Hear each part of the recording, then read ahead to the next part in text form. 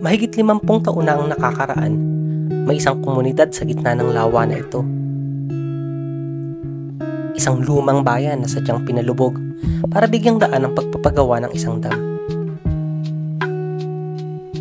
Taong 1971 nang simulan ang pagbuo ng Pantabangan Dam at natapos ito noong 1974. Siyam na barangay at libu-libong ektarya ng sakahan ang pinalubog sa tubig.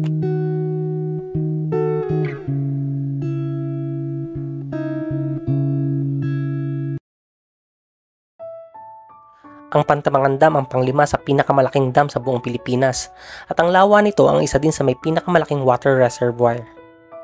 At ngayong taon ang ika-50 anibersaryo ng konstruksyon nito.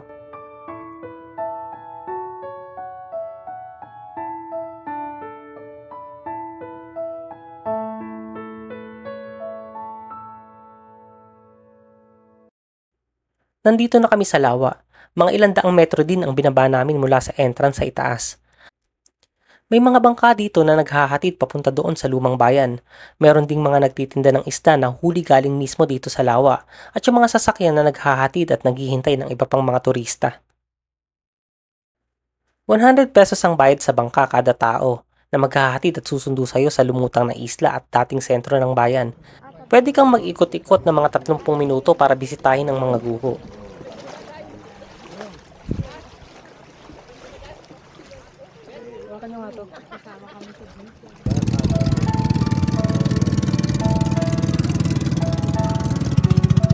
Maaliwalas ang paligid at payapa ang alon.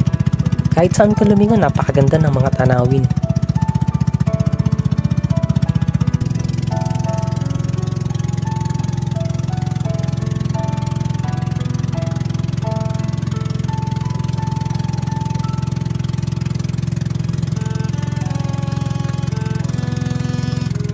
Nandito na kami sa lumutang na bayan. Itong sinadsadan ng bangka namin ay dating bahay na nakatayo rito. Halos 7 minuto lang ang boat ride at meron namang mga life vest para sa mga turista.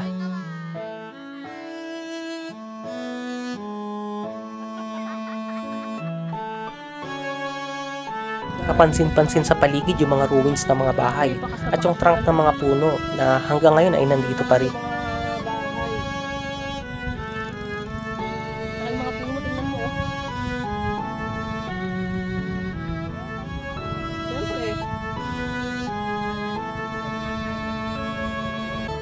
At dito sa bandang gitna, nandito yung simbahan. Nakatayo pa din ang cross ng St. Andrew Church. Pero hindi na raw ito yung lumang istruktura. Inayos na lang itong ruins ng simbahan ng isang beses na bumaba ang level ng tubig dito sa lawa para ma-preserve pa din ang cultural heritage ng lugar at masilayan ng mga turista at bagong henerasyon.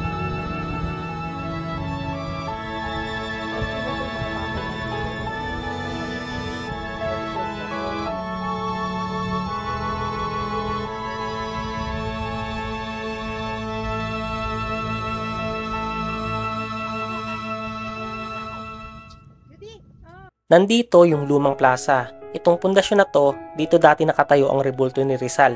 At meron din dito maliit na entablado.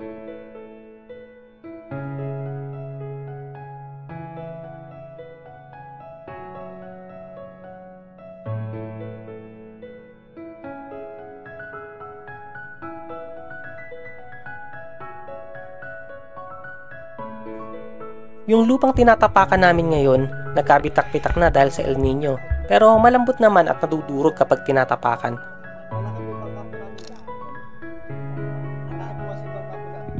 At sa kabilang isla, doon matatagpuan ang lumang sementeryo. Pero sabi kanina ni Kuya, hindi na daw pwede ang medyo malaking bangka doon dahil mahihirapan ng dumaong dahil sa baba ng antas ng tubig.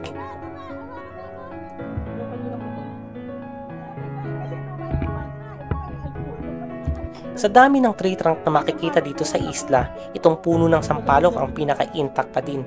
Sa laki ng puno nito, siguro umabot ito ng lagpas 100 taon bago mamatay sa paglubog ng bayan.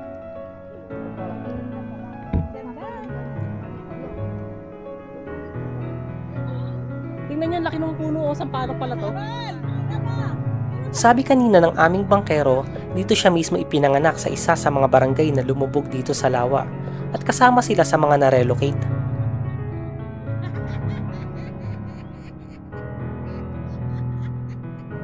Ang sabi din ng isa sa mga taga-local tourism na nandito, yung shelter at food expenses sa loob ng 3 taon ng mga pamilya na nirelocate ay sinagot ng gobyerno. Kasi yung bangkero namin, dito daw siya pinanganak. Tapos lumipat na lang sila. Opo, lahat. 3 taon na libre po pagkain nila. Ang sumuporta po si ex-president Marcos. Ah, okay. Siya nga nagpag-ano dito eh. Hindi, 1971 yung start ng construction. 1974 po siya natapos dito ba? Bali, 50 years na po ngayon. Last February 15, 50 years na po ito.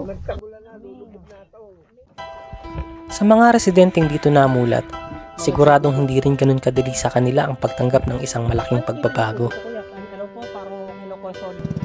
Pagbabago hindi lang sa bagong tirahan, kung hindi sa mga nakagisnan at nakasanayan. Ang dating bayan na ngayon ay himlayan na lang ng mga alaala. Isang paglisan na wala ng balikan.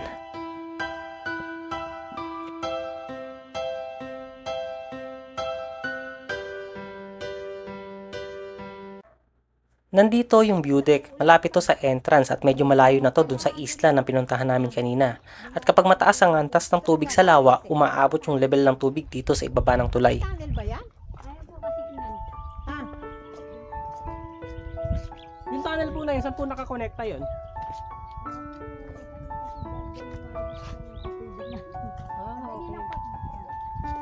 Sa ngayon ay malaking bahagi ng lawa ang walang tubig. Kaya yung mga lokal, ang ginagawa nila, nagtatanim sila ng gulay at prutas kagaya ng kalabasa, sitaw, pakwan at mga pananim na madaling anihin. Masitaw. Dapat yung makinis na lang. Kasi Mani. Ang normal na elevation ng tubig sa lawa ay lagpas 200 meters. Kaya na nun palubugin ang 50-story building. Pero dahil nga sa matinding tagtuyot, malaki ang nabawas sa level ng tubig. ayun yung vegetation na green na yun. Sa loob ng 50 taon, 4 na beses palang lumitaw ang lumang bayan. Kaya naman, ang masilayan at mapuntahan ito ng malapitan ay isang pambihirang pagkakataon.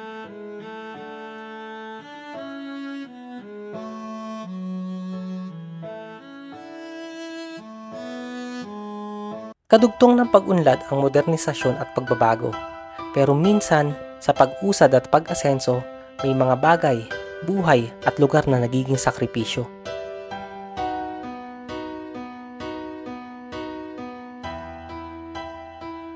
Yung hindi maalon yung food. Ang bayan ng lumang Pantabangan, Ay, walang siswimming. likas na yaman ay ginawad sa bansa. At hindi siya Ang dating paraiso yung nilisang ganap. At tiniis ang hirap patungo sa pag-unlad. Ako po si Mond at maraming salamat sa panonood.